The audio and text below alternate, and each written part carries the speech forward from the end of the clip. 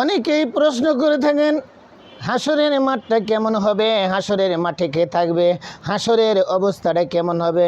কঠিন হাসর নাসর যখন শুরু হয়ে যাবে, সেই বেহেশতের মধ্যে হাসর নাসর শেষ হয়ে যাবে, বেহেশত উদ্বোধন করা হবে। বেহেশত উদ্বোধন করার অনুষ্ঠানটা কেমন হবে? সেই অনুষ্ঠানটা হবে এই বিশ্বের যত অনুষ্ঠান আছে, তামাম পৃথিবীতে এমন অনুষ্ঠান কখনো হয় নাই, হবেও না, যেই অনুষ্ঠান বেহেশতের মধ্যে হয়ে থাকবে।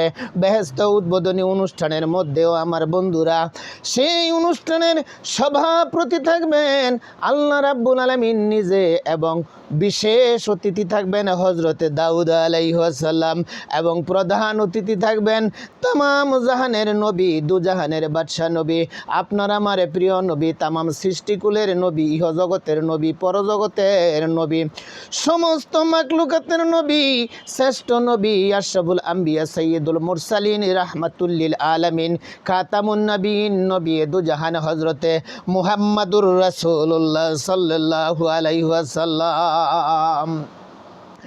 সেই উদ্বোধনী অনুষ্ঠানের মধ্যে হজরতে দাউদ আলাইহিস সালাম প্রথম জবুর কিতাব থেকে তেলাওয়াত করবেন। এমন সুন্দর তেলাওয়াত করবেন, তার তেলাওয়াতের সুরে সমস্ত বেহেশতবাসী একটা অচেতন অবস্থার মধ্যে হয়ে যাবে।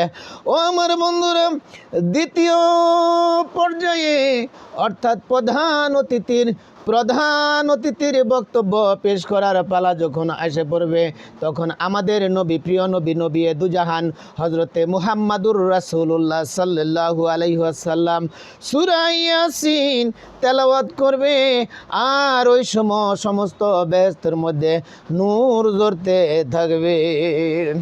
ও আমার বন্ধুরা, আমাদের নবী যখন ইয়াসিন তেলাওয়াত সমাপ্ত করবেন, তখন প্রধান যিনি থাকবেন সেদিন, সে আসরের ওয়াহেদ আল কাহার অর্থাৎ আল্লাহ রাব্বুল আলামিন সভাপতির আসন অলঙ্কৃত করবেন, এবং মহান আল্লাহ রাব্বুল আলামিন সেদিন পবিত্র কালামুল্লাহ শরীফের সূরা আর রহমান তেলাওয়াত করবেন।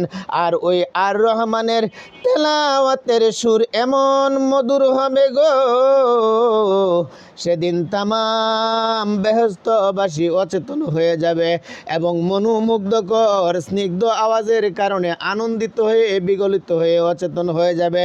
সমস্ত বেহেশতের মধ্যে নূরগুলা জ্বলতে থাকবে।